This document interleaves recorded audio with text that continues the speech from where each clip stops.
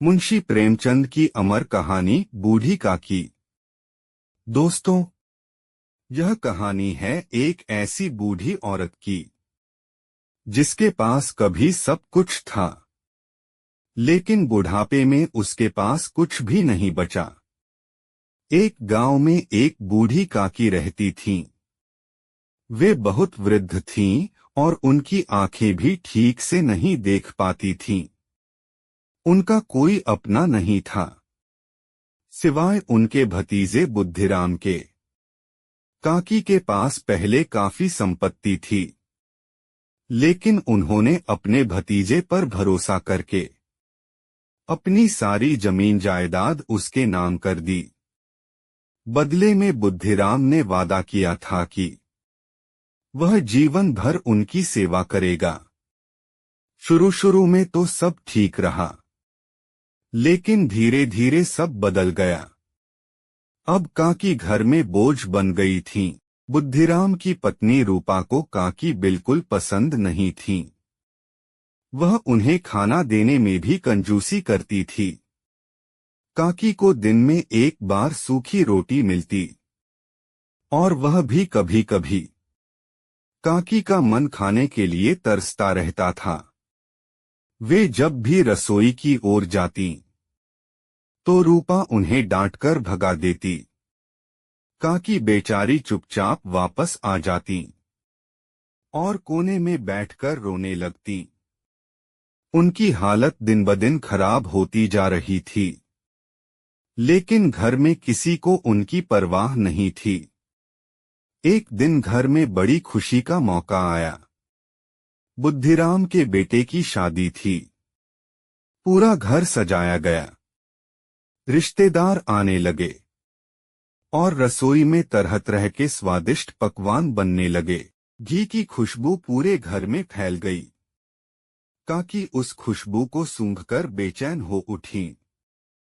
उनका मन भी उन पकवानों को खाने के लिए तरस गया, लेकिन उन्हें पता था कि उन्हें कोई नहीं पूछेगा। फिर भी उनका मन बार बार रसोई की ओर खींचता जा रहा था।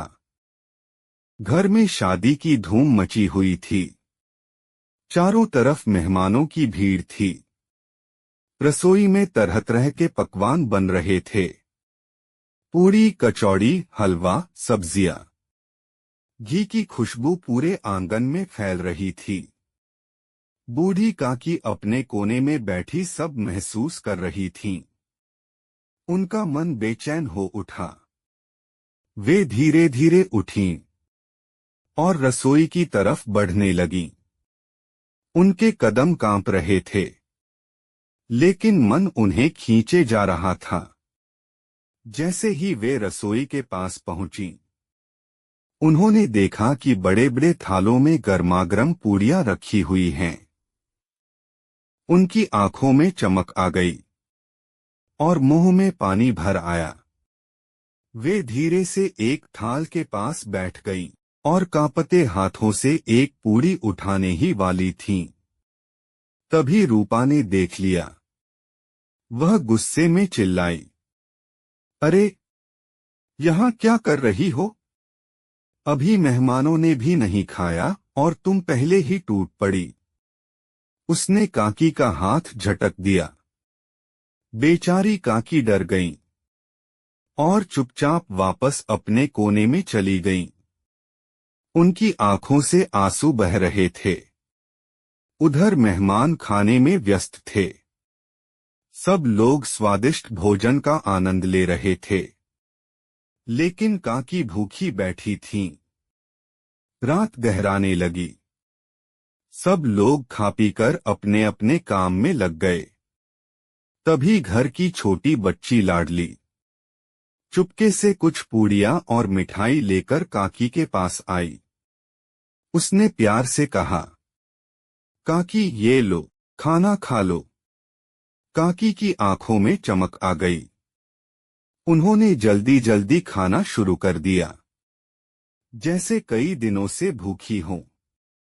लेकिन उनका मन अभी भी नहीं भरा था। वे फिर से रसोई की तरफ लाडली द्वारा दिया गया थोड़ा सा खाना खाकर भी बूढ़ी काकी का मन नहीं भरा था। उनकी भूख इतनी ज्यादा थी कि वह खुद को रोक नहीं पा रही थीं। रात काफी हो चुकी थी। सब लोग अपने अपने काम में लग गए थे। काकी धीरे धीरे उठीं और फिर से रसोई की तरफ बढ़ने लगीं।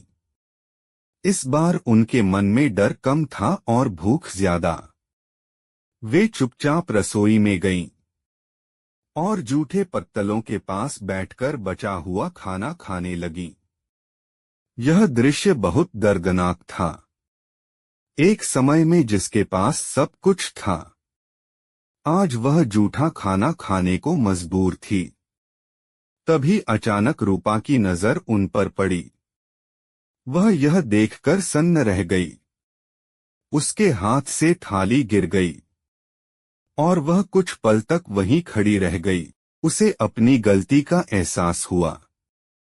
उसने सोचा, मैंने कितनी बड़ी गलती कर दी। जिस औरत ने अपना सब कुछ हमें दे दिया, आज वही भूखी जूठा खाना खा रही है। रूपा की आंखों से आंसू बहने लगे। वह दौड़कर काकी के पास गई और उनके हाथ पकड़ लिए। वह रोते हुए बोली, काकी मुझे माफ कर दो, मुझसे बहुत बड़ी भूल हो गई। फिर वह तुरंत रसोई में गई और अच्छे अच्छे पकवान लाकर काकी के सामने रख दिए। इस बार उसने खुद अपने हाथों से काकी को खाना खिलाया। काकी के चेहरे पर संतोष और खुशी झलक रही थी। उस रात घर में सिर्फ एक चीज बदली थी और वह थी इंसानियत। इस कहानी से हमें यही सीख मिलती है कि हमें अपने बुजुर्गों का सम्मान करना चाहिए, क्योंकि वही हमारे असली आधार होते हैं।